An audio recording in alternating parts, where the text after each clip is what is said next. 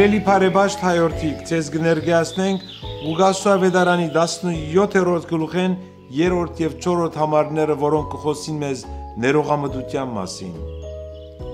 Մարդկության մեծագույն առաքինություններն է ներողամտությունը։ Եվ քրիստոնեական վարդապետության առանցքն է սա անդարագույս։ Ավասիկ ինչպիսի պատկամներ կհաղորդե մեծ պահքը յուրաքանչյուր հավատացյալին, երբ ավետարանական պատկամներով կլուսավորվի մեր ողջ էությունը եւ հոգեվոր կյանքը կդառնա ճշմարիտ, երբ կուզենք կյանքն ապրիլ Քրիստոսի հետ։ Մեծ պահքի 4-րդ շաբթվան ավարտին կհասնենք ներողամտության պատկամին հաղորդությամբ։ Սիրելի բարեբաշտ հայրիկ, դարձեք ներողամիտ, որովհետև ով իր հոգու խորքին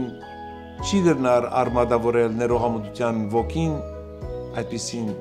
չի գրնար նաև հավակնիլ եւ ասել, որ քրիստոնյա եմ։